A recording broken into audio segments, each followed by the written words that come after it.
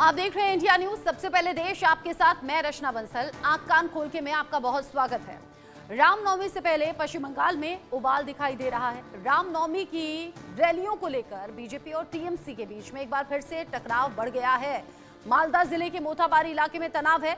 TMC और BJP के नेता एक दूसरे पर आरोप प्रत्यारोप लगा रहे हैं। पुलिस ने कई इलाकों में बीजेपी नेताओं की रैलियों पर रोक तक लगा दी है।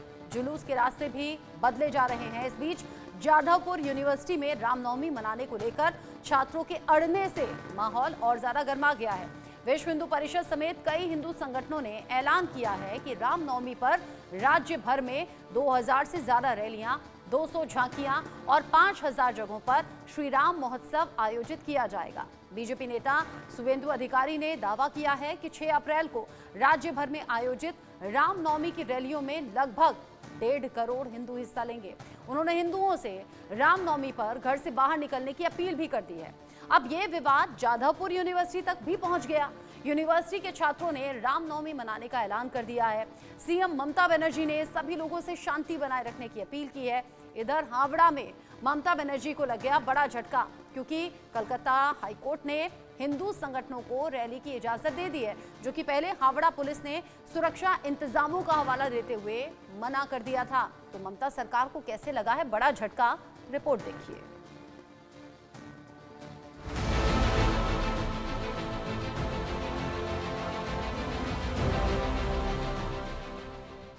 रामनवमी से पहले बंगाल में उबाल। बीजेपी बनाम टीएमसी सियासी क्लेश धुआंधार। बंगाल में राम के नाम पर सियासत काम पर।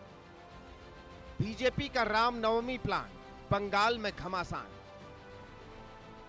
पश्चिम बंगाल में 6 अप्रैल को रामनवमी के उत्सव को लेकर सियासी घमासान मचा हुआ है।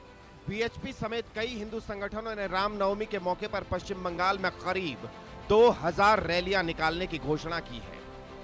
इससे पिछले सालों में रामनवमी के दौरान सांप्रदायिक हिंसा की घटनाओं के मद्देनजर राज्य की मुख्यमंत्री ममता बनर्जी की चिंता बढ़ गई है। पश्चिम बंगाल के बीजेपी अध्यक्ष और केंद्रीय मंत्री सुकांत मजूमदार ने धर्मनिरपेक्षता को लेकर ममता सरकार पर निशाना साधा। सुकांत मजूमदार ने कहा कि ममता बनर्जी ईद की नमाज में शामिल होती हैं, लेकिन वे कुंभ को मृत्यु कुंभ बताती हैं। Mamata Banerjee can attain the Red Road Eid festival, Eid Namaz. Whereas in Islam, the Namaz which is offered after the Ramzan is only for the Muslim.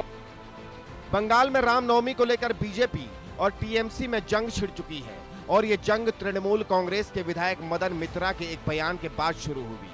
Madan मित्रा ने कहा था, अगर कोई रामनवमी के त्योहार पर तनाव पैदा करने की कोशिश करेगा तो वो पिटे बिना घर नहीं लौट पाएगा। एक तरफ जहां पश्चिम बंगाल में रामनवमी को लेकर सियासी पारा हाई है, तो वहीं रामनवमी के दिन हिंसा के मद्देनजर बंगाल पुलिस ने सुरक्षा व्यवस्था कड़ी कर दी है और 9 अप्रैल तक पूरे राज्य में अपने कर्मियों की सभी छुट्टियां रद्द कर दी हैं। रामनवमी को लेकर पश्चिम बंगाल के 14 जिलों में तनाव है।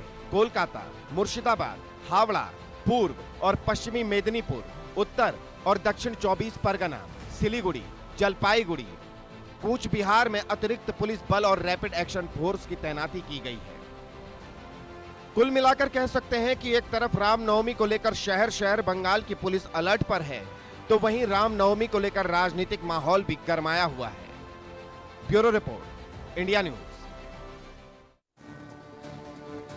पश्चिम बंगाल में पहली बार नहीं है जब राम के नाम को लेकर बवाल हुआ हो या फिर श्री राम के नाम पर टकराव हुआ हो। बीजेपी और टीएमसी इससे पहले भी अनेकों बार आमने सामने आ चुकी हैं, लेकिन अभी मामला इतना ज्यादा बढ़ गया कि कोर्ट तक पहुंच गया और कोर्ट से ममता सरकार को लगा है बड़ा झटका।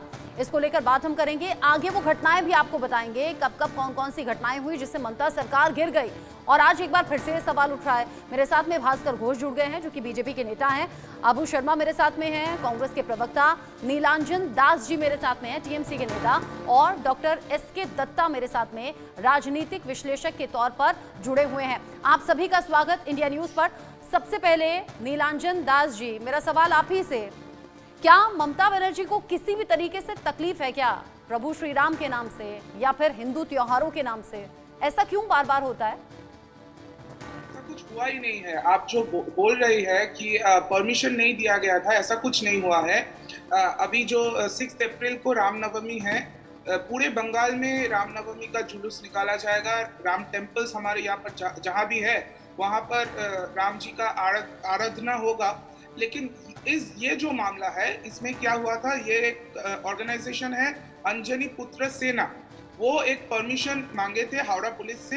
हावड़ा पुलिस उनको कोई डिफरेंट रूट ऑफर किया था कि आप इस रूट से जाइए। किस बात के लिए? क्योंकि वीएचपी विश्व हिंदू परिषद का एक और राम जुलूस है जो वहां पर कन्वर्ज हो रहा था, इसीलिए द पुलिस उनको एक और रूट ऑफर किया था। वो नहीं माने, वो आज कोर्ट गए। कोर्ट इन इट्स विजडम उनको लगा कि होना चाहिए तो फिर अरेंजमेंट होगा और ये रैली होगा। लेकिन पूरे बंगाल में ये रैली हो रहा है। शायद आपका जो नेशनल मीडिया है वो बंगाल का जो ग्राउंड रियलिटी है उससे थोड़ा कुछ और सोच रहे हैं। अगर ये टकराव ना होता तो क्या कोर्ट जाने की जरूरत पड़ती? क्यों यहाँ पर अंजनी पुत्र सेना को कोर्ट का रास्ता इख्तियार करना पड़ा? क्यों फिर कोर्ट को ही कहना पड़ा कि नहीं भाई अनुमति देनी चाहिए और आप निकालिए शोभा यात्रा? नहीं, आप ये बताइए कि क्या वजह है कि वो एक और रास्ता वो नहीं ले सकते थे? क्यों उसको उसी रास्ते में जाना है जहां पर वीएचपी ऑलरेडी एक रैली निकाल रहे हैं? तो यही प्रॉब्लम है। अगर कोई तो क्या अंजनी पुत्र सेना और वीएचपी में टकराव हो जाता और क्या पुलिस के लिए कोई जिम्मेदारी नहीं बनती? उनके बीच में टकराव है। Police had already given permission, police ने वीएचपी को परमिशन दे दिया था, इसीलिए पुलिस उनको कहा कि आप एक और रूट लीजिए। वो नहीं माने, वो कोर्ट गए। ये बहुत ही छोटा सा मामला है। पूरे बंगाल में रामनवमी बहुत ही भव्य तरीके से मनाया जाएगा। वो आप 6 तारीख को देखेंगे। निरंजन जी देखिए, छोटा मामला तो इसलिए नहीं रहता क्योंकि बात पश्चिम बंगाल की आ जाती है। छोटा मामला इसलिए नहीं रहता क्योंकि ऐसी अनेकों तस्वीरें हैं, ऐसी अनेकों तस्वीरें हैं। जय श्री राम का नारा ममता के सामने लग जाए तो ममता बनर्जी एकदम चली जाती है और जो चेहरे पर वो जो इरिटेशन होती है वो नजर आती है। नहीं, आप ममता बनर्जी को इसमें ड्रैग मतलब कर रहे हैं आपके एजेंडा को फुलफिल करने के लिए। क्या ममता सरकार नहीं है पश्चिम बंगाल में? क्या ममता की पुलिस नहीं है पश्चिम बंगाल में? समझना पड़ेगा कि ये एक एडमिनिस्ट्रेटिव इशू है। पुलिस वीएचपी को ऑलरेडी परमिशन दे चुके हैं। तो एक ही रास्ते में अगर 2 रैली कन्वर्ज होगा तो एडमिनिस्ट्रेटिव प्रॉब्लम होगा। आपने बताया ये रीजन था। मुझे ऐसा लगता है कि पश्चिम बंगाल में अगर बार बार ये टकराव होता है, सुनिए ना, आपको ये सब लगता है? मुझे ये लगता है कि अगर ये बार बार ममता सरकार पर सवाल होता है तो एक्स्ट्रा सेंसिटिव रहना चाहिए। एक्स्ट्रा सेंसिटिव आपको रहना चाहिए, ममता सरकार को एक्स्ट्रा सेंसिटिव रहना चाहिए। क्यों मिथुन चक्रवर्ती अभी पिछले दिनों कह रहे थे कि अगर इस बार बीजेपी नहीं जीती तो हिंदुओं को यहाँ रहना मुश्किल हो जाएगा? बंगाल के लिए थोड़ा सा भी रेलिवेंट नहीं है। मैं कह रही हूं क्यों मिथुन चक्रवर्ती को ये कहना पड़ गया कि अगर इस बार बीजेपी नहीं जीती तो हिंदुओं का यहाँ रहना मुश्किल हो जाएगा, हिंदू यहाँ से चले जाएंगे। बीजेपी का नेता है, यही उनका नैरेटिव है और यही आपका चैनल का भी नैरेटिव है। अगर हमारा नैरेटिव होता तो आपको यहाँ आपका पक्ष बोलने के लिए नहीं बिठाया होता, फिर एक तरफा चल रही होती चीजें। आपसे पूछा जा रहा है कि रीजन क्या है? जब जय श्री राम का नारा लगाया जाता है, जब पीएम मोदी के साथ में ममता बनर्जी मौजूद रहती हैं, जय श्री राम के नारे से चिढ़ किसको होती है? जय श्री राम के नारे से चिढ़ किसको होती है? मुझे बताइए ना, जय श्री राम के नारे से चिढ़ किसको होती है? किसी को नहीं होता है। चलिए रहने दीजिए, उन्हीं लोगों को होता है। वो तस्वीरें तो सबने देखी लोगों को लिंच करते वक्त जय श्री राम बोलते हैं। वो तस्वीरें सबने देखी हैं जब ममता बनर्जी के सामने जय श्री राम का नारा लगाया गया और वो वहां से चली गई थी, वो चिढ़ गई थी। वो पीएम मोदी के साथ मंच पर मौजूद थी, जय श्री राम के नारे से वो चिढ़ गई थी। आपको नहीं पता कि ममता बनर्जी को ऑक्सफोर्ड ने बुलाए थे? वो आप सब डिस्कस नहीं करते हैं। अरे जो सवाल होगा वही पूछा जाएगा ना। ऐसे तो पीएम मोदी भी कहीं की यात्रा पर जा रहे हैं, पीएम मोदी भी विदेश यात्रा पर जा रहे हैं, लेकिन वो यहाँ का पार्ट नहीं है ना। अभी जो पार्ट है वो डिस्कस हो रहा है। शोभा यात्रा पर बवाल क्यों?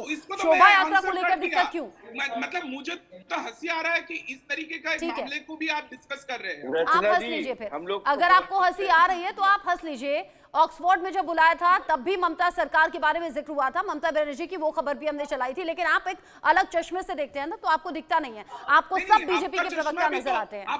ठीक है, तो सब कुछ खराब दिखता है ना। मुझे सब ठीक दिख रहा है, मुझे एकदम ठीक दिख रहा है। मैं सेक्युलर हूँ, ना मुझे अल्लाह अकबर से दिक्कत होती है, ना मुझे जय श्री राम से दिक्कत होती है। सुनिए ना मुझे अल्लाह अकबर से दिक्कत होती है, ना मुझे जय श्री राम से दिक्कत होती है। मुझे किसी से कोई दिक्कत नहीं है, मुझे दिक्कत है इस तरह के रवैये से। मैं भास्कर घोष जी से पूछ लेती हूँ। भास्कर घोष जी, जो यहाँ निलंजन जी कह रहे हैं कि वीएचपी और अंजनी पुत्र सेना आमने सामने आते, टकराव होता, ये एक रीजन था, इसलिए परमिशन नहीं मिली, गले से उतर रहा है। रचना जी, मैं आपको फिर याद दिलाता हूं कि इसीलिए कहते हैं जो राम का नहीं वो कोई काम का नहीं। तो ये जो हमारे टीएमसी का मित्र हैं वो कह रहे हैं कि ग्राउंड रियलिटीज, आप ग्राउंड रियलिटी सुन लीजिए।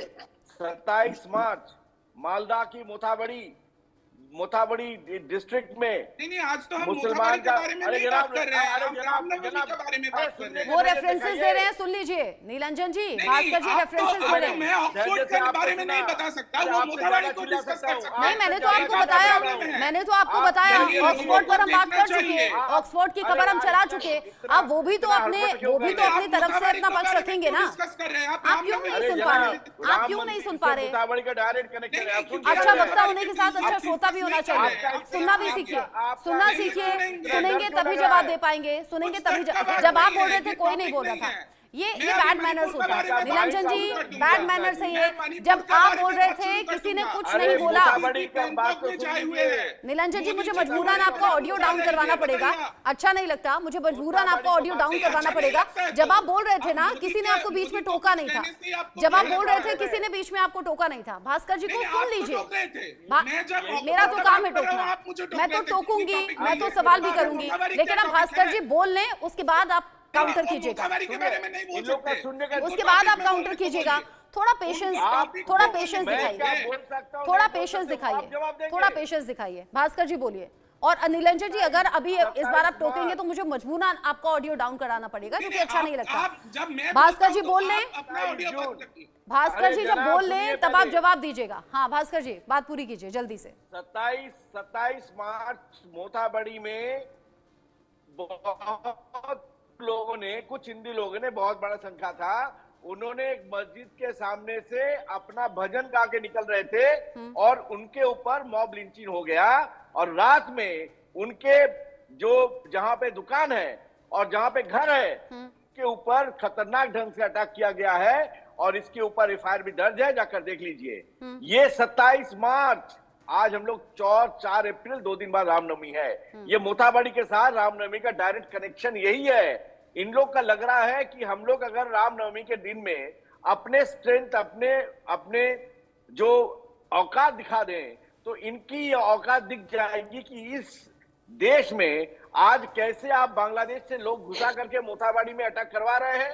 आज इनका क्या मिर्ची लगी है। हमने अगर रामनवमी यहाँ पालन करते हैं, उनका जन्मदिन पालन करते हैं, तो फिर इनके पुलिस क्यों परमिशन देने से डिनाई कर रहे हैं? नहीं, उनका लॉजिक ये है, वो ये कह रहे हैं कि वहां वीएचपी और अंजनी पुत्र सेना दोनों में टकराव है, दोनों एक ही जगह शोभा यात्रा निकालना चाहती थी, पुलिस को लगा कि शायद टकराव हो जाएगा, इसलिए परमिशन नहीं दी। उनका ये कहना है। यही तो मनगढ़ंत कहानी है। जैसे मोथाबड़ी सुन नहीं रहे थे अभी, मोथाबड़ी में जो लूट मचाए, जो उन्होंने हिंदुओं के ऊपर लूट मचाया, उनका घर जला दिए, यही तो कनेक्टिविटी है। इसलिए रामनवमी के लिए डर रही है, ये मोथाबड़ी सुनने के लिए इनका डर हो रहा है कि अभी तो लिंक निकल जाएगा ना, जो लिंक के साथ बांग्लादेश है, इनको सब्जेक्ट का पता ही नहीं है, जो लिंक इनके साथ अब कुछ और भी मेहमान है मेरे साथ में, मैं उनसे भी बात कर लेती हूँ। आप दोनों रहिए साथ में, आप दोनों रहिए साथ में। जो तस्वीरें हैं, ये जो तस्वीरें हैं, इनकी भी बात हो रही है। ममता सरकार से पूछा जा रहा है कि ममता बनर्जी इफ्तार की पार्टी में पहुंच जाती हैं, बहुत शांतिप्रिय तरीके से पहुंचती है, वहां पर वो टाइम भी देती हैं, लेकिन क्यों शोभा यात्रा को लेकर दिक्कत है और क्यों रामनवमी को लेकर दिक्कतें हैं? ये इफ्तार पार्टी में जब पहुंची थी ममता, तब उस दौरान की तस्वीरें हैं। रहने दीजिए, चीखिए मत। मैं अबू शर्मा जी का रुख कर लेती हूँ। अबू जी, क्या सिर्फ हिंदू मुसलमान रह गया एक बड़ा मुद्दा जो पश्चिम बंगाल में बार बार टकराव होता है और बार बार फिर चीजें इतनी ज्यादा? अरे मैं आपसे बात नहीं कर रही हूँ, आपको सुनाई नहीं देता क्या? अबू जी, आपका नाम अबू जी है, आप अपना दिमाग चेक कीजिए, आप बोलने से पहले सोचिए, मैं तमीज से बात कर रही हूँ, मैं इज्जत के साथ बात कर रही हूँ, उल्टा सीधा कुछ भी सुनूंगी नहीं। शांत रहिए आप, शांत रहिए आप। आपका नाम अबू शर्मा नहीं है, आपका नाम अबू शर्मा। सबसे पहले आपको बोलने का मौका दिया है, अगर नहीं बुलवाना होता ना तो सबसे एंड में नंबर आता और उसमें भी टाइम नहीं देती मैं। अगर तमीज से पेश आ रही हूँ तो तमीज से आप भी पेश आइए। अबू शर्मा जी, पश्चिम बंगाल में और सारे मुद्दे खो गए हैं क्या? ये क्या होता है बार बार, ये क्यों होता है बार बार? दो गुट आपस में टकराव होते हैं, फिर हिंसा होती है, फिर बार बार इस तरह की घटनाएं आती है, क्यों? मुझे कोई मेरा फेस दिखाने का कोई शौक नहीं है आपके। ठीक है, अब शांत रहिए, मैंने अबू शर्मा जी से सवाल कर लिया है।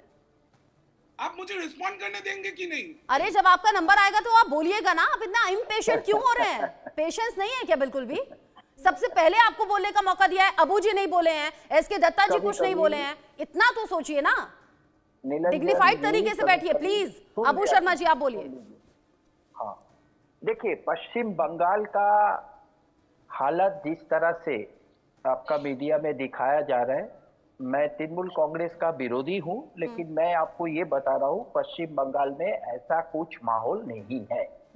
ये एक प्रोपोगंडा चलाया जा रहा है। कांग्रेस पार्टी चाहे ईद मिलन हो, चाहे रामनवमी हो, सभी को जो संविधान के अनुसार जो भी काम होता है, धर्मियों आचार विधि जो भी है उसका समर्थन करते हैं और किसी का विरोध करते हैं। लेकिन ये पिछले 8-10 साल से ये रामनवमी को लेकर हम लोग पश्चिम बंगाल में जो देख रहे हैं, हम तो बचपन से रामनवमी देखते हैं, लेकिन अभी जो देख रहे हैं वहां अस्त्रों शस्त्रों का जो प्रदर्शन हो रहा है ये ठीक नहीं है। और किसी दूसरे संप्रदाय के ऊपर रास्ते से गुजरते वक्त दूसरे संप्रदाय के ऊपर कोई भी कटाक्ष करना, कोई भी आपका हम भी हिंदू ब्राह्मण हैं। आप उन तस्वीरों का जिक्र कर रहे हैं जिसमें मस्जिद के सामने से निकलते हुए बहुत तेज आवाज में गाने बजाए जाते हैं। जो भी होता है कोई भी करे, इसको ये ऐसा नहीं होना चाहिए। और मैं आपको एक चीज बताना चाहता हूँ। हाँ। बंसल दीदी जी बताइए। भारत में ना आपका जो एडिटर है, आप उनसे एक बार पूछना। हाँ। जो पत्रकारिता में भारत का अभी आजादी के मामले में कैसा स्थिति है और श्रीलंका और पाकिस्तान से नीचे है। इसीलिए आज 700 मेडिसिन का जो उसका भाव ज्यादा कर दिया, उसमें चर्चा नहीं होता है। बेरोजगारों पे चर्चा नहीं होता है। दिन भर हिंदू मुस्लिम बंगाल में ये हुआ। बंगाल में आप जो स्थिति दिखा रहे हैं, हम ममता बनर्जी का विरोधी है। हाँ। हम बंगाल में सड़क पे उतर के ममता बनर्जी के खिलाफ लड़ाई लड़ते हैं, लेकिन जो स्थिति आप दिखा रहे हैं वो स्थिति बंगाल का है नहीं।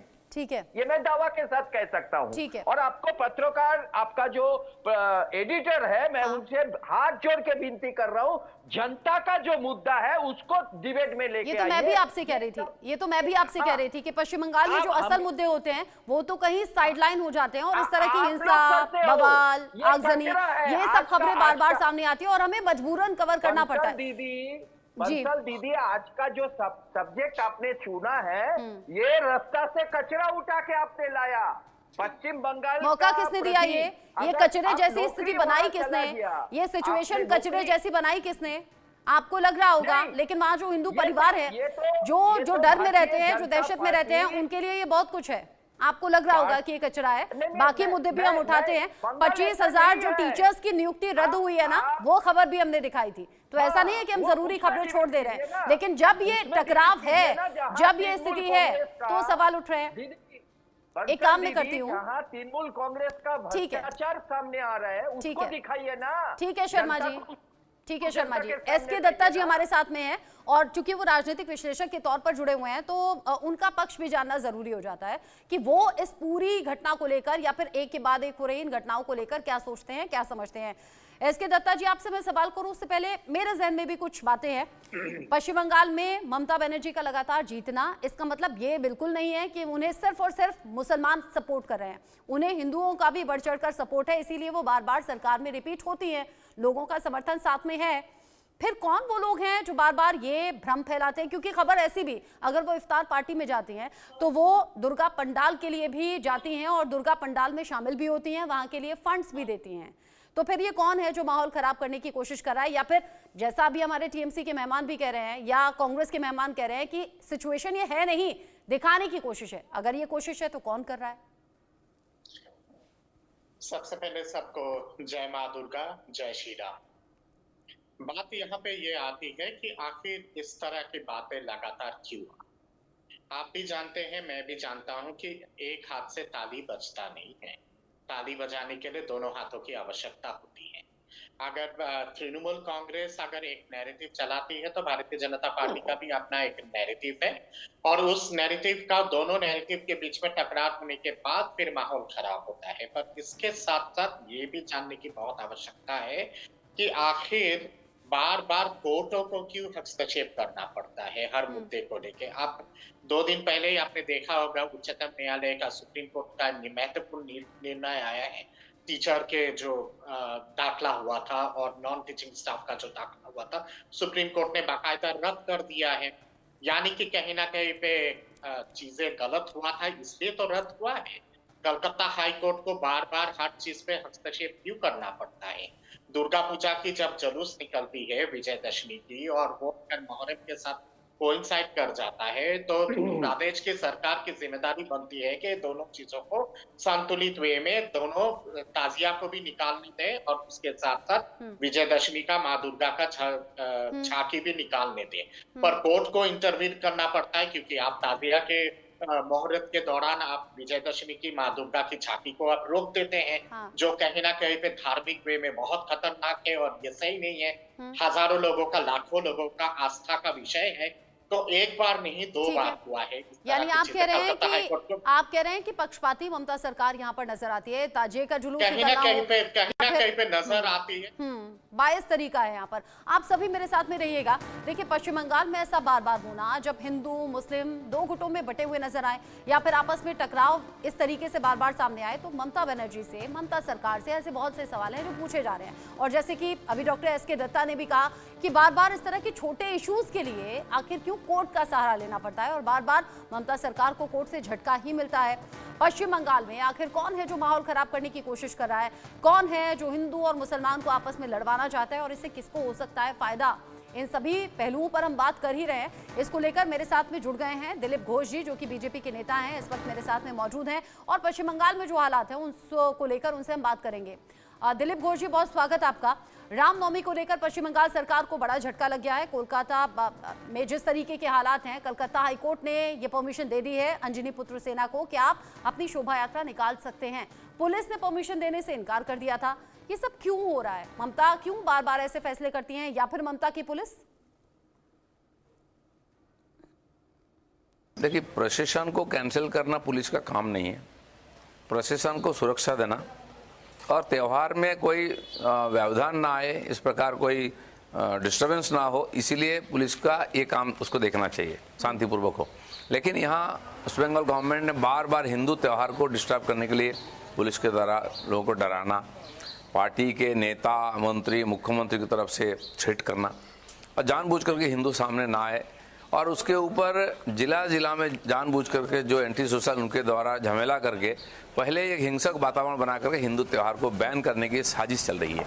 मालदा में, मुर्शिदाबाद में, मेदिनीपुर में पहले से ही शुरू हो गया है। राम मंदिर पहले से ही एक प्रकार दुष्कृतकारी जाकर गड़बड़ कर रहे हैं कि वहाँ हिंदू ना निकले और इसी बहाने में पुलिस परमिशन कैंसिल करे। ऐसा नहीं होगा, पूरा हिंदू समाज रास्ता में निकलेगा उत्साह के साथ। आप कह रहे हैं कि हिंदू त्योहारों को लेकर यहाँ पर ममता सरकार को दिक्कत है। रामनवमी को लेकर पश्चिम बंगाल की सरकार की प्रॉब्लम आपको क्या दिखाई दे रही है? क्योंकि अभी तो इफ्तार पार्टी में भी पहुंची थी वो तस्वीरें भी सोशल मीडिया पर वायरल थी। प्रॉब्लम है कि केवल मुस्लिम वोट के लिए उनको खुश करना है।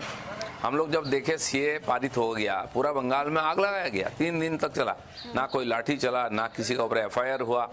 कुछ लोग जानबूझ कर गड़बड़ करते हैं जिससे सरकार को फायदा होता है और उसको लोग पोषित करते हैं, उनको शेल्टर देते हैं, और इसीलिए बार बार इस प्रकार रास्ता में उतर करके कुछ लोग गड़बड़ करते हैं। आप कह रहे हैं जानबूझकर ही माहौल बनाया जाता है ताकि ममता सरकार को फायदा हो। अच्छा, रामनवमी को लेकर ही 14 जिलों को हाई अलर्ट कर दिया गया है और पुलिस की छुट्टी तक कैंसिल कर दी गई है।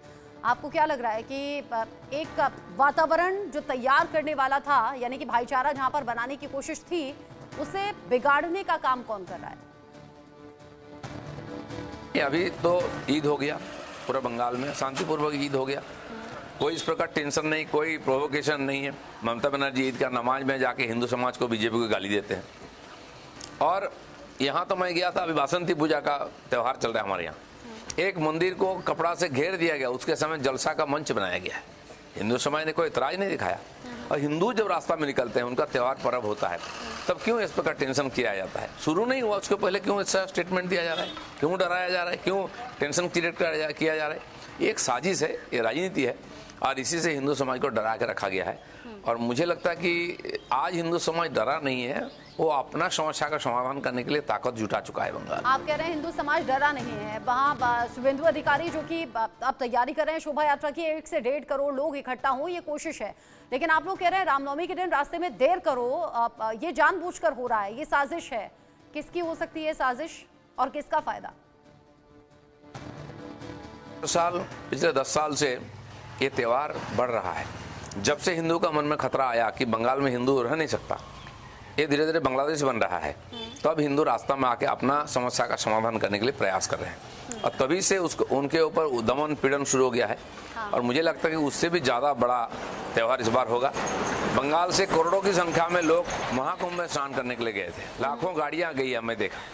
तो हिंदू समाज आज अपना अस्तित्व का संकट समझ रहा है और अपना समाधान के लिए तैयार हो रहा है। ठीक है, आप कह रहे हैं कि हिंदू समस्याओं को समझ भी रहा है और समाधान के लिए तैयार भी हो रहा है। आपने खुलकर इस पर बात की है, बहुत शुक्रिया दिलीप घोष जी इंडिया न्यूज के साथ जुड़ने के लिए। साथ ही मेरे साथ में अलग अलग पार्टी के नेता भी जुड़े हुए हैं, बीजेपी, कांग्रेस, टीएमसी और राजनीतिक विश्लेषक की भी मौजूदगी है, जो आज के इस घटनाक्रम पर बात कर रहे हैं, क्योंकि रामनवमी से ठीक पहले ये टकराव बहुत ज्यादा बढ़ गया है। और दिलीप घोष जी ने बड़ी बातें और बड़े संकेत दे रही है। वो कह रहे हैं बांग्लादेश इसे बनाने की तैयारी है। नीलंजन जी, फिर से आपके पास आऊंगी ताकि आप फिर से ना कह सकें कि पक्षपाती हूं मैं। सबसे पहले आपको मौका दिया था। और दिलीप घोष जी जब अपनी बड़ी बातें कह रहे हैं और बांग्लादेश जैसे हालात का आरोप लगा रहे हैं, इस पर आप क्या कहेंगे? वो कह रहे हैं जानबूझकर कुछ लोग हैं जो माहौल खराब करते हैं सरकार को फायदा पहुंचाने के लिए। क्या ये सच है? और अगर झूठ है तो ये झूठ कौन बोल रहा है? नहीं, ये एकदम सही बात उन्होंने कहा कि कुछ लोग ऐसे हैं, जैसे बीजेपी के कुछ लोग हैं, वो हर वक्त बंगाल का माहौल को खराब करना चाहते हैं। ये जो बांग्लादेश का बात बोल रहे थे दिलीप घोष, पहले तो बात है कि बांग्लादेश का बॉर्डर कौन देखता है? उनके नेता अमित शाह, वो एकदम इनकॉम्पिटेंट है और बॉर्डर को वो सिक्योर नहीं रख पा रहे हैं, यही बात है। वो अभी बता रहे थे कि बंगाल में सरकार को कुछ प्रॉब्लम है राम जी से। अगर ऐसा होता तो तृणमूल खुद रामनवमी का जुलूस नहीं निकालते। तो ये जो दिलीप घोष बोलते हैं, वो एक आदमी है जिन्होंने कहा था कि माँ दुर्गा का 14 पुरुष कौन है हमको नहीं पता। वो माँ दुर्गा को अपमान करते हैं।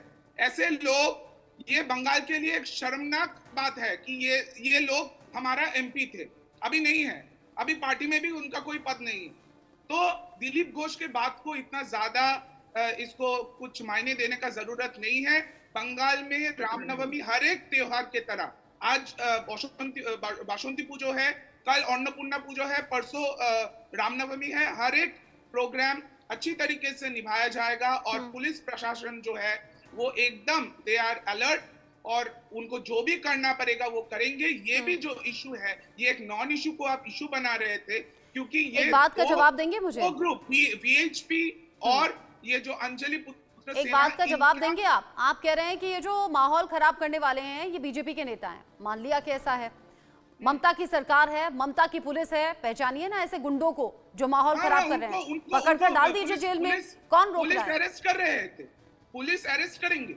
अगर ये सब बीजेपी का जो गुंडा है बंगाल में, अगर वो माहौल को खराब करेंगे तो उनके ऊपर एक्शन होगा। ये आप लिख कर। अच्छा, बीजेपी वाले कहते हैं टीएमसी के लोग गुंडे हैं। ये अगर वेपन्स लेकर,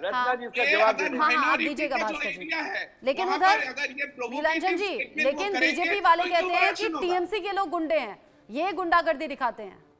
नहीं, इनका बात का कोई प्रूफ दीजिए, कुछ दिखाइए कुछ। अच्छा, जो शोभा यात्रा में निकालने वाले हथियार हैं, शोभा यात्रा में जो हाथों में लहराने वाले हथियार हैं, उनको लेकर भी सवाल है। और भास्कर जी, आपकी बात का भी जवाब यहाँ पर एक भी पैनलिस्ट को पता नहीं है। आपको भी पता नहीं है?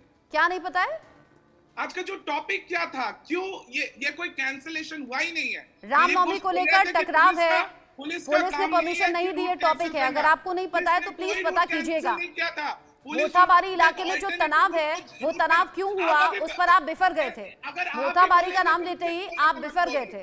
तो जो आपकी सहूलियत से लगता है ठीक वो आप बोलते हैं, जो सहूलियत में नहीं लगता वो आप दूसरों को फिर रोकने लगते हैं, उन्हें टोकने लगते हैं। बोल रहा हूँ तो आप भी बोल रहे हैं, क्यों बोल रहे हैं?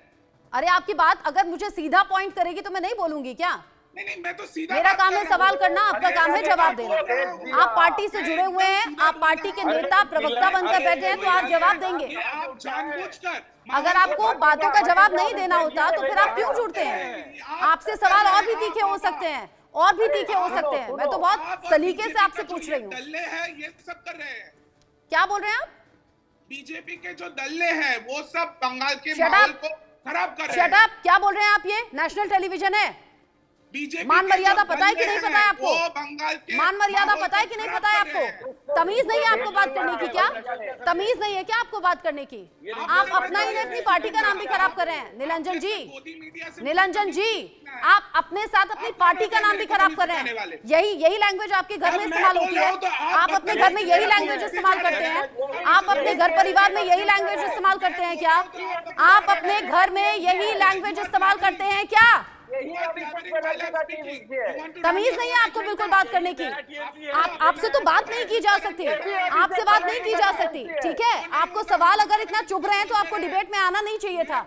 आपको नहीं आना चाहिए था डिबेट में। अगर सवालों से इतनी आपत्ति है ना, आपको नहीं आना चाहिए था, नहीं आना चाहिए था। इस तरह के शब्द बर्दाश्त में नहीं करूंगी, इस तरह के शब्द मैं नहीं सुनूंगी, मैं नहीं सुनूंगी। माफी मांगते हैं तो मांगिए, वरना जा सकते हैं। इस तरह के आपत्तिजनक शब्द बिल्कुल नहीं सुनूंगी। चैनल को बॉयकॉट कर रहा हूं। आप करिए ना, आप करिए, शौक से करिए, शौक से करिए। मेरे चैनल को ऐसे लोगों को बुलाने का कोई शौक नहीं है जो शब्दों की गरिमा ना जानते हो। बीजेपी का गोदी आप अपने घर में कीजिए ऐसी बातें, आप अपने घर में कीजिए ऐसी बातें। अपने घर वालों को बोलिए आप ऐसे शब्द, आप अपने घर वालों को बोलिए ऐसे शब्द, आप अपने घर वालों को बोलिए ऐसे शब्द। नहीं सुनूंगी मैं, नहीं सुनूंगी। बदतमीज हैं आप, बदतमीज हैं आप। आपको तमीज से जवाब देना नहीं आता, आपको तमीज की लैंग्वेज समझ में नहीं आती, आपको तमीज की लैंग्वेज समझ में नहीं आती। निरंजन जी, आपको तमीज की बात समझ में आती नहीं है, तमीज की लैंग्वेज आपको समझ में आती नहीं है। इस तरह के भद्दे शब्द आप अपने परिवारों के साथ में बोलिएगा, अपने घर के मेंबर्स के साथ में बोलिएगा। बदतमीज हैं आप अपना ही नहीं, टीएमसी की पार्टी का नाम भी खराब कर रहे हैं। इस तरह के गेस्ट आते हैं, भाषा की मर्यादा तार तार करते हैं, तो फिर हमारा चैनल भी जानता है कि ऐसे नेताओं को बॉयकॉट कैसे करना है। भास्कर जी, आपत्तिजनक शब्द तो बोले गए, लेकिन साथ ही साथ पार्टी का नाम भी खराब कर गए। पहले से भी बहुत से सवाल उठ रहे थे, और अब जवाब देने का तरीका ये है, तो अंदाजा लगा सकते हैं कि क्या हो रहा होगा पश्चिम बंगाल में। क्यों कहते हैं टीएमसी के गुंडे? रचना जी, इनके दोष नहीं है। इनके जो पार्टी का सर्वोच्च नेता और नेत्री है ना, मंच से ऐसा ही गाली देते हैं, मंच से ऐसा ही धमकी देते हैं। इनके जो पुलिस है, यही आज कल से सबको धमकी दे रहे हैं कि आप लोग रामनवमी मत करिए। ये इनका दोष नहीं है। इनका जो कल्चर है, रीजनल पार्टी का जो कल्चर है, ये कल्चर इनके ममता बनर्जी ने सिखाया, अभिषेक बनर्जी ने सिखाया, जो ओपन मंच से धमकी देते हैं, ओपन मंच से वो गाली देते हैं। कभी हिंदू को गाली देते हैं, तो कभी मोदी जी को गाली देते हैं, तो कभी अमित शाह को गाली देते हैं।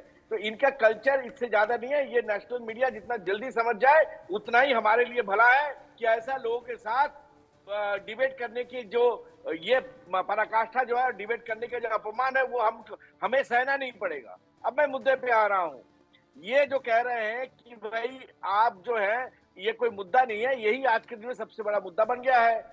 हमारे अभी मेरे पास इंफॉर्मेशन आया कि कलकत्ता में जितना भी रामनवमी वाले हैं, सबको थाने में बुलाया गया, रेस्पेक्टिव थाने में, और वहां पे जाकर धमकी दिया जा रहा है कि आप 200-300 लोग से ज्यादा लेंगे तो आपके नाम पे एफआईआर करेंगे। मैं कहता हूं कि राम का नहीं, वो काम का नहीं। मतलब एक रामनवमी पालन करवाने के लिए जब ये कह रहे हैं कि शस्त्र लेके जाते हैं, हमारे कांग्रेस बंधु ने कह रहा है, जब रमजान जब मुहर्रम का किस अकड़ में तो मुझे तो समझ ही नहीं आया, किस अकड़ में थे मुझे समझ ही नहीं आया। आके ये भी बता रहे हैं कि टॉपिक गलत है, आकर ये भी बता रहे हैं कि ये नहीं, ये सच है, कोर्ट तक मामला पहुंच गया, न जाने कौन से ख्वाबों में थे, न जाने कौन सी मनगढ़ंत कहानियां बन रही थी। एसके दत्ता जी कुछ बोलना चाह रहे हैं शायद। रचना जी, यहाँ पे सवाल ये है कि बांग्ला में एक कहावत है, अल्पे विद्या भयं करी।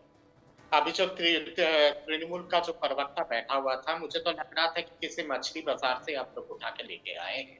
जिस तरह का अभद्र भाषा का इस्तेमाल कर रहा था, मैं समझता हूँ कि ना इनके पास कोई सोच है, ना सूझबूझ है, ना विद्या है। और इसलिए मैंने कहा कि अल्पे विद्या भयंकर। बात यहाँ पे ये आती है कि क्या वजह है कि कोई ताजिया का जुलूस निकालने के लिए किसी भी मुसलमान संगठन को कलकत्ता हाई कोर्ट या फिर सुप्रीम कोर्ट जाना नहीं पड़ता है परमिशन के लिए। ईद के त्योहार मनाने के लिए किसी भी मुसलमान बिरादरी के भाई बंधुओं को कलकत्ता हाई कोर्ट या फिर सुप्रीम कोर्ट जाना नहीं पड़ता है। ऐसा क्या कारण है कि हनुमान जयंती मनाने के लिए, दुर्गा पूजा का जुलूस निकालने के लिए, सरस्वती पूजा मनाने के लिए, रामनवमी मनाने के लिए हर संगठन के लोगों को कलकत्ता हाई कोर्ट के पास जाना पड़ता है या फिर सुप्रीम कोर्ट के पास जाना पड़ता है? यही सुप्रीम कोर्ट की टिप्पणी है और कलकत्ता हाई कोर्ट की टिप्पणी है कलकत्ता पुलिस को लेके। ये निष्पक्ष पुलिस नहीं है, लगता है कि ये टीएमसी का एक पंक्ति कार्यकर्ता है। यही कलकत्ता हाई कोर्ट का टिप्पणी है कि कलकत्ता में और बंगाल में कानून नाम का चीज कुछ है नहीं और प्रशासन जो है, गवर्नेंस जो है, कानून जो है वो चरमरा गया है। ये मेरा कोई ऑब्जर्वेशन नहीं है या फिर यहाँ पे बाकी जितने पैनलिस्ट हैं उन लोगों का ऑब्जर्वेशन नहीं है, ये कलकत्ता हाई कोर्ट के न्यायाधीश का ऑब्जर्वेशन है, सुप्रीम कोर्ट के तमाम जितने सारे जजेस हैं उन लोगों का ऑब्जर्वेशन है। आरजीकर का मुद्दा लेके किस तरह का हाहाकार मचा था, ऐसा घिनौना घटना तो भारत के किसी प्रांत पे होता नहीं है। उसके बाद भी जिस तरह के लगातार क्या वजह है कि भ्रष्टाचार को लेके, कानून को लेके, प्रशासन को लेके, भर्ती को लेके, हर चीज को लेके या तो फटकार सुप्रीम कोर्ट से लगता है, यानी आप कह रहे हैं कोर्ट से झटका बार बार ममता सरकार को लगता है और मुसलमानों को त्योहार मनाने के लिए कोर्ट नहीं जाना पड़ता, लेकिन हिंदुओं के लिए बार बार ये नौबत आ जाती है। अच्छा अबू शर्मा जी,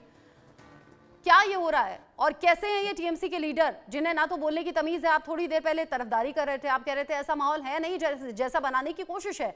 जो नेशनल टेलीविजन पर आकर अपनी भाषा की मर्यादा ना रख सके वो भला गली मोहल्लों में क्या करता होगा? बंसल दीदी, हम टीएमसी का तरफदारी नहीं किया, हम बोला हम लड़ाई लड़ते हैं, बंगाल का हालत खराब है, सब कुछ बताया, लेकिन जिस स्थिति आप लोग ये नहीं बताया कि भाषा के इतने गए गुजरे होते हैं। उसका भाषा का वो टीएमसी तो अभी 2026 तक सत्ता में है, वो तो जाने वाले हैं, तो जाते वक्त मरता क्या नहीं करता। अच्छा, यानी आपने ये ऐलान भी कर दिया कि जाने वाली है टीएमसी, मतलब कुछ बदलेगा? 100% पश्चिम बंगाल में 26 में किसी भी हाल में टीएमसी नहीं आएंगे, ये मैं दावा के साथ आपका चैनल में बैठ के बोल के। अब ये दावा तो नहीं करेंगे कि कांग्रेस आ रही है? टीएमसी में सबसे बड़ा जो लड़ाई हो रहा है, अंदरूनी लड़ाई, जो खबर आ रहा है बाहर, पत्रकारों के माध्यम से रिपोर्ट न्यूज में देख रहे हैं, वहां तो अभिषेक बनर्जी और ममता बनर्जी के साथ भी कुछ लड़ाई चल रही है और उसी का नतीजा आपका चैनल में आज जो अभिषेक बनर्जी का और ममता बनर्जी का लड़ाई का नतीजा आज आपका चैनल में आपने देखा। खैर ये बात नहीं है, लेकिन मैं जो कहना चाहता हूं, पश्चिम बंगाल में पहले कांग्रेस का शासन और उसके बाद वामपंथी शासन था, कभी भी रामनवमी और मुहर्रम और ईद और दुर्गा पूजा कहीं पर कोई सवाल नहीं उठा। उस टाइम पे भी भारतीय जनता पार्टी थे, उस टाइम पे भी श्यामा प्रसाद मुखर्जी थे, अटल बिहारी वाजपेयी जी थे और लाल कृष्ण आडवाणी जी थे, सब लोग थे, लेकिन कभी भी पश्चिम बंगाल में ऐसा हालत नहीं हुआ। लेकिन 2014 के बाद पश्चिम बंगाल में ये सब स्थिति, क्योंकि आदरणीय प्रधानमंत्री मोदी जी ने कोई काम नहीं करता है, वो देश भर में सिर्फ हिंदू मुस्लिम लड़ाओ, ये करो, बुनियादी जो समस्या है। मैं अगर ऐसा ही है अबू शर्मा जी, अबू शर्मा जी अगर ऐसा ही है, समर्थन कौन किया? अबू शर्मा जी अगर ऐसा ही है जैसा आप बोल रहे हैं, तो एक के बाद एक अलग अलग जगह बीजेपी जीतती क्यों जा रही है? तो बोलने दो, मैं आपसे पूछ रही हूँ, मैं आपसे पूछ रही हूँ अबू शर्मा जी, मैं आपसे पूछ रही हूँ, अगर आपकी बातों में वाकई सच्चाई है तो हरियाणा हुआ, दिल्ली हुआ, ऐसी इम्पॉसिबल सी जगह जहां पर लग रहा था कि लगभग दूसरी पार्टियां जीत रही हैं, वहां बीजेपी कैसे जीत गई? एक अंतिम बात बता दूं, 65 करोड़ लोग कुंभ मेला में नहाया, 65, आप मान लीजिए 10 करोड़ बच्चा भी होंगे जो वोटर नहीं है, लेकिन 50 करोड़ लोग इस देश का वोटर था, कुंभ मेला में नहाया। हाँ। और भारतीय जनता पार्टी को पूरा देश में 25 करोड़ ही वोट मिला, तो वो बाकी 25 करोड़ लोग, हम मान ले भारतीय जनता पार्टी का 25 करोड़ वोटर ही कुंभ मेला में जाके नहा के आया, वो 25 करोड़ लोग जो बचे हुए 25 करोड़ लोग हैं जो भारतीय जनता पार्टी का वोटर नहीं है, वो लोग भारतीय जनता पार्टी को ठेका नहीं दिया उसका हिंदुत्व का, समझ गए? वो लोग भारतीय जनता पार्टी का सपोर्टर नहीं है। भारतीय जनता पार्टी को इस देश का लोग जो काम दिया है वो काम, वो जिम्मेवारी वो आप लोग याद दिला दीजिए, आप लोग याद दिला दीजिए। अरे विपक्षी अबू पार्टी शर्मा है, जी, आप लोग याद दिला दीजिए। अबू शर्मा जी, विपक्ष का तो काम ही सवाल करना है, आप लोग याद दिला दीजिए। आप किसका अपीसमेंट कर रहे थे?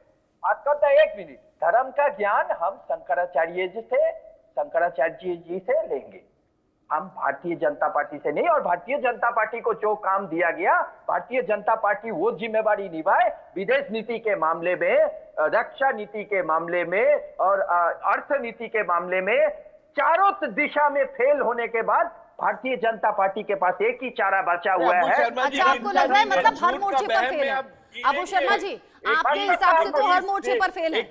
अबू शर्मा जी, अगर मैं आपकी बात को बड़ा कर दूं, सुनिए ना, अब बहुत देर आप बोलिए, अब बहुत देर बोलिए, अब औरों को भी सुनिए। मैं कह रही हूँ आपके हिसाब से हर मोर्चे पर मोदी सरकार फेल है। आप बीजेपी पर सवाल उठा रहे हैं, लेकिन फिर उसका जवाब तो वोटर्स अपने वोट से दे रहे हैं ना। अलग अलग जगह बीजेपी जीत कर आ रही है, जहां पर जीत पॉसिबल लग नहीं रही थी वहां भी जीत रही है। फिर भी आप बात कर रहे हैं, फिर भी आप दावे कर रहे हैं। तो मैं शुरुआत में क्या कहा आपको? हाँ, लोकतंत्र का चौथा खंबा आप है। हाँ, और आपका आजादी के सवाल में हम पाकिस्तान और श्रीलंका के नीचे है। तो डेमोक्रेसी में अगर फोर्थ पिलर टूटा हुआ है तो ये हैंडीकैप डेमोक्रेसी है। यहाँ अच्छा। हर कुछ चलता है, यहाँ इलेक्शन कमीशन भी मैनिपुलेट होता है, यहाँ जुडिशियल सिस्टम भी मैनिपुलेट होता है, क्योंकि यहाँ कोई स्टिंग ऑपरेशन नहीं होता है। यहाँ लोकतंत्र का चौथा खंबा टूटा हुआ है, हैंडीकैप डेमोक्रेसी है। आपको लगता है कि टूटा हुआ है? आपके हिसाब से हैंडीकैप। अब इसका जवाब सुनिए, वर्ल्ड डेटा है। अब इसका जवाब सुनिए, अब इसका नीचे जवाब सुनिए। बहुत प्यार से बोल रही हूँ, इसका जवाब सुनिए। आप है प्रवक्ता कांग्रेस के, आप हैं विरोधी विपक्षी पार्टी, लेकिन यहां डिबेट में बैठकर अगर आप बीजेपी लीडर से ज्यादा, अगर आप राजनीतिक विश्लेषक से ज्यादा बोल पा रहे हैं तो ये बोलने की आजादी है। इस आजादी को समझिए। मैं चाहती तो आपकी बात कट कर देती, मैं चाहती तो आपकी आवाज नीचे कर देती। यहां मैं बोल रही हूं आजादी से, इसीलिए आपको बोलने की आजादी है। और हमारा चैनल निष्पक्ष तरीके से सबकी बातें सुनता है और सबको बोलने का मौका देता है, इसलिए सोच समझ कर बोलिए। ये जो लोकतंत्र का चौथा स्तंभ आप कह रहे हैं, होते होंगे वो चैनल जो एक तरफा बातें करते होंगे, ये नहीं है। भास्कर जी, आप बहुत देर से कुछ कहना चाह रहे थे, बोलिए। एसके दत्ता जी, इसके बाद आप बोलिएगा। अर्चा जी, मैं ये कहना नहीं, उनको याद दिलाना चाहता हूं कि 24 घंटा पहले ये और टीएमसी दोनों इकट्ठा खड़े हो संसद में 12 घंटा डिबेट के बाद 288 और 232 में जब वो वाकफ बिल को अपोज कर रहे थे। मेरा प्रश्न आपसे है, आज टीएमसी जिस भाषा में बात कर रहे हैं, शालीनता नहीं है उनमें, लेकिन जिस भाषा में बात कर रहे हैं, कांग्रेस और टीएमसी लोकसभा राज्यसभा में इसी भाषा में बात करते हैं। आज मैं कह रहा हूं कि अपीजमेंट पॉलिटिक्स इस तरह चला गया है कि आज अगर रामनवमी हो जाए या दुर्गा पूजा हो जाए या सरस्वती पूजा हो जाए, हर पूजा में इनका कोई ना कोई बाधाएं आएंगे, कोई ना कोई घटना घटेंगे। लेकिन मुहर्रम पे जब लोग शस्त्र लेके निकलते हैं, जब औजार लेके निकलते हैं, तब इनका कोई परमिशन, पुलिस का कोई भी दुख दर्द नहीं देते हैं। यही है इस देश का असली चेहरा। जो कांग्रेस कह रहा है पार्लियामेंट में, वहां पे दोस्ती कर रहे हैं और यहाँ पे कुश्ती कर रहे हैं। ये जो दोगलापन है, ये आपके चैनल के माध्यम में ये आज स्पष्टीकरण हो गया। जो टीएमसी का लोग अशालीन भाषा प्रयोग करके आपने बाद हो गया उनको यहां से खदेड़ने के लिए, वही आज शर्मा जी कह रहे हैं कि भाई शर्मा जी, आप कहां थे जब वाकफ बिल का समर्थन के बारे में आ गया था? तब तो आप वाकफ बिल को अनकॉन्स्टिट्यूशनल, इलीगल सब कुछ बता रहे थे। उसके बाद भी आपने उसको पास करवा नहीं पाया, रोक नहीं पाया। ऐसा ही शर्मा जी, आप जितना ही भारतीय जनता पार्टी गाली दे दो, जितने भी मोदी जी को गाली दे दो, अमित शाह को गाली दे दो, लेकिन 21 राज्य में हमने 21 राज्य में, हालांकि उल्टा सीधा बोलने से तो आप भी बाज नहीं आते भास्कर जी। कांग्रेस के लीडर्स को उल्टा सीधा बोलने से तो आप भी बाज नहीं आते, चाहे वो सीनियर लीडर हो या युवा नेता हो। अभी भी बीजेपी वाले भी खूब पानी पी पी कर कोसते हैं कांग्रेस को, ये भी पता है। 21 राज्य में हमने सरकार बनाया है। कांग्रेस का दया से नहीं है, जनता के आशीर्वाद से बनाए हैं। अगर जनता मुझे नहीं चाहती है तो 21 राज्य में आज ठीक है। हम सरकार बना के जनता का सेवा नहीं कर सकते। ठीक है, एस के इसको दत्ता जी का जितना रिएक्शन जल्दी ले लेते हैं, शर्मा जी वो समझ कुछ जाए, बोलना चाह रहे थे। उतना ही अच्छा है। ठीक है, एस के दत्ता जी। दो तीन बातों पे मुझे बहुत ज्यादा आपत्ति है जो मेरे कांग्रेस के भाई कह रहे थे। आप डेमोक्रेसी और डेमोक्रेटिक प्रोसेस और प्रजातंत्र को लेके बहुत सारा प्रश्न चिन्ह इन्होंने उठा दिया है, तो इतिहास को थोड़ा सा खोलने की जरूरत है। मध्यरात्रि पे राष्ट्रपति को बुला के इमरजेंसी के दौरान किसने मध्यरात्रि पे ऑर्डिनेंस लाया था? उस समय डेमोक्रेसी खतरा पे नहीं था। चीफ जस्टिस ऑफ इंडिया को किस हिसाब से बर्खास्त करने की कोशिश किया गया था, उस समय डेमोक्रेसी खतरा में नहीं था। सीनियरिटी के लेवल पे चीफ जस्टिस ना बना के जूनियर जज को दो chief justice of India, supreme court के chief justice Mrs Indira Gandhi ji ने दो बार बनाया था, उस समय डेमोक्रेसी खतरा में नहीं था। इलेक्शन कमीशन को जिस हिसाब से आप टीएन सेशन जी के साथ किस तरह का टकराव हुआ था जब वो रिफॉर्म्स लेके आना चाह रहे थे इलेक्शन को लेके, उस दौरान किस हिसाब से टकराव हुआ था, उस समय डेमोक्रेसी खतरा में नहीं था। आपने चौथा स्तंभ को लेके बहुत सारा अनाप शनाप आपने बोल दिया है। आपके इमरजेंसी के दौरान कितने सारे राष्ट्रीय अखबारों को बैन किया गया था, कितने सारे राष्ट्रीय चैनलों को बैन किया गया था, दूरदर्शन का क्या असर हुआ था सब जानते हैं, सारे अखबारों का क्या असर हुआ था सब जानते हैं, कितने सारे जर्नलिस्टों को जेल में डाला गया था, किसने किया था ये? समय डेमोक्रेसी खतरा में नहीं था। डेमोक्रेसी खतरा में अगर था तो उस दौरान था डेमोक्रेसी खतरे में जब इस देश में आपातकाल लगाया गया था। डेमोक्रेसी अगर खतरा था तो उस दौरान हुआ था जब जूनियर जज को चीफ जस्टिस ऑफ इंडिया बनाया गया था सीनियरिटी को बाईपास करते हुए। डेमोक्रेसी उस समय खतरा में था जब मध्य रात्रि पे माननीय राष्ट्रपति जी को बुला के बाकायदा एक तरह से डिक्टेट किया गया था कि अब्सटेन कीजिएगा इमरजेंसी का ऑर्डिनेंस को। डेमोक्रेसी तो तब खतरे में था ना, आज नहीं है डेमोक्रेसी खतरे में। तो आप अपने गिरिबान में झांक के देखिएगा कि आपका इतिहास क्या दत्ता था। जी कितने बार 356 धारा का प्रयोग किया गया? बिल्कुल आज तक रिकॉर्ड 96 ये टाइम्स सब सवाल होंगे अभी अबू शर्मा जी से होंगे ये सवाल। अभी अबू शर्मा जी से होंगे ये सवाल। के सरकार के दौरान 96 टाइम प्रदेश के सरकारों को बात कर बर्खास्त रहे हैं, किया गया है। डेमोक्रेसी को तो मानने वाला ये बंदा है। अबू शर्मा जी गर्दन तो हिला रहे हैं, शायद जवाब देना चाहते हैं। हाँ बताइए, आपने तो एक सवाल किया और 10 सवाल आपकी तरफ उठ गए। वो कहावत है ना, एक उंगली उठाई है 3 उंगली उठती हैं, शायद यही हुआ है आपके साथ में। अबू शर्मा जी। बंसल दीदी, 1980 में हम चुनाव जीता, देश का जनता ने हमको वोट दिया। 77 के बाद 1980 में हमने चुनाव जीता, 85 में जीता, हाँ, उसके बाद 91 में जीता, उसके बाद 2004 में जीता, उसके बाद 2009 में जीता। तो हम देश का जनता, आप अगर हम कोई गलत किया, अगर इंदिरा गांधी जी ने गलत किया तो 3 साल के बाद आप चुनाव में जीतते हो, वो सही है। हम जीतते हैं तो कहां, हमको वोट क्या पाकिस्तान ने दिया था? देश का जनता अरे शर्मा जी, इमरजेंसी लागू किया था, इसलिए आपके पार्टी ने बाकायदा माफी मांगा है इमरजेंसी को लेके।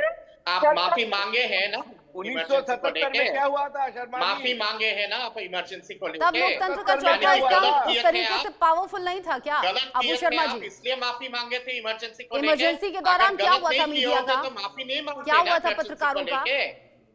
बड़ा नहीं है, आपको जिताया, आपको मोदी जी को जिताया, ठीक है, हम विपक्ष में है, कोई तकलीफ नहीं। अच्छा, आपने जिताया क्या मोदी जी को? आप क्या बोल रहे हैं? सीधा देश का वो जनता जो ऊपर टीएमसी का भूत सवार हो गया क्या? सीधा उस वोटर का अपमान। आपने जिताया, आपने जिताया, आपको जिताया, अब जनता जिताया। अबू शर्मा जी, अच्छा ये कौन सी पार्टियां होती हैं जो दूसरों को जिताती हैं? आप क्या कह रहे हैं कि हमने आपको जिताया? मतलब ऐसा कैसे हो सकता है? कांग्रेस दूसरों को जिताने लगी है क्या? इसीलिए बार बार लगातार हार रही है क्या? इसलिए पहले दफा कहते थे कांग्रेस के साथ कौन है, आज लोग कहते हैं कि कांग्रेस किसके साथ है। आज लोग कह रहे हैं कांग्रेस किसके साथ है। नहीं, मैं पूछ लूं जरा अबू शर्मा जी से। अबू जी कह रहे हैं कि हमने इन्हें जिताया, आपने कैसे जिताया भाई? वोट ट्रांसफर करते हैं क्या दूसरे पार्टी के लिए? इस बैम में तो जी रहे हैं, इस बैम में तो जी रहे हैं। जिताया 80 का चुनाव में देश का जनता ने जिताया, हमने तो आपका सवाल का जवाब दिया। पूरा देश का जनता इंदिरा 77 में गांधी कौन जिताया? अबू शर्मा जी, 77 में कौन जिताया? कौन हराया आपको? देश का जनता के ने हराया। क्यों हराया?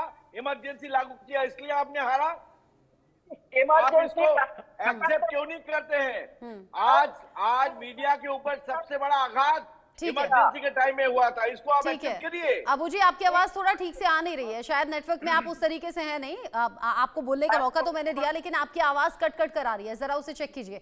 भास्कर जी, अब जब शुभेंदु अधिकारी और बाकी बीजेपी लीडर इस कोशिश में है कि 1 करोड़ से लेकर 1.5 करोड़ तक हिंदुओं को इकट्ठा करना है, सड़कों पर आना है, शोभा यात्रा निकालनी है, हिंदू त्योहारों का महत्व बताने और हिंदुओं की इंपॉर्टेंस बताने की कोशिश हो रही है, इसकी जरूरत है क्या?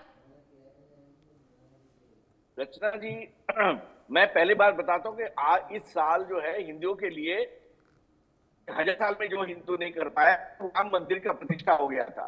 आज जैसे हर रिलीजन का अपना अपना एक ये होता है, त्योहार होता है, अपना एक लैंडमार्क साल होता है, तो यही साल हिंदुओं के लिए बहुत बड़ा लैंडमार्क, क्योंकि राम जी का प्रतिष्ठा, राम मंदिर, अयोध्या जो हमारे 1000 साल का सपना था वो पूर्ण, उसीलिए इस साल हमने पूरा हिंदुओं जितने भी राम भक्त हैं, जितने भी राम का पूजन है, जिनके राम फॉलोअर हैं, सबको लेकर हम लोग एक उत्सव बना रहे हैं। और आप देखिए इस उत्सव का विरोधिता कौन कर रहे हैं? इस उत्सव का विरोधी हो रहा है एक रीजनल पार्टी, वो टीएमसी, जिनके 30% वोट इस उत्सव से लेना देना नहीं है। इसका विरोधी कौन कर रहे हैं? कांग्रेस कर रहे हैं। कांग्रेस अपने स्टेट में कभी रामनवमी इतना जोर शोर से मनाया है? जब यूपी में थे तब भी नहीं मनाए हैं। तो ये जो धर्म, एक सेकेंड सुनने का धैर्य रखिए शर्मा जी। धर्म जो है, स्वामी विवेकानंद बोले थे, धर्म वही है जो लोगों को धारण करता है। ये धर्म हमारे लिए अपना एक पहचान है, ठीक है। आत्मा का पुकार है। ठीक है, धर्म आपकी आत्मा की पुकार है, धर्म आपकी आत्मा की पुकार है। इस पूरे मसले को लेकर बीजेपी के नेता, बड़ा चेहरा है संबित पात्रा, उन्होंने कुछ सवाल पूछे, एक बार सुन लेते हैं। बंगाल की परिस्थिति, बंगाल का भ्रष्टाचार, बंगाल में दीदी की दादागिरी, यह आज पूरे भारतवर्ष में ही नहीं विश्व में लोग देख रहे हैं। अभी ऑक्सफोर्ड में जाके ममता बनर्जी ने कहा कि मैं टाइग्रेस हूं। कोई टाइग्रेस कभी भ्रष्टाचार में लिप्त नहीं होता, कोई टाइग्रेस कभी अपने ही बच्चों का भक्षण नहीं करता है। जो वास्तविक लीडर होता है वो कभी पैसा मार करके भ्रष्टाचार के और करप्शन के माध्यम से अपने ही लोगों को नर्क में नहीं भेजता है, उनका जिंदगी, उनके जीवन को नारकीय नहीं बनाता है। मगर बड़े दुख के साथ कहना पड़ रहा है कि ममता बनर्जी एवं उनकी सरकार ने बंगाल में जिस प्रकार से भ्रष्टाचार को अनलीश किया है, भ्रष्टाचार को खुलेआम छोड़ रखा है, आज उसका गाज लाखों लोगों के ऊपर पड़ा है।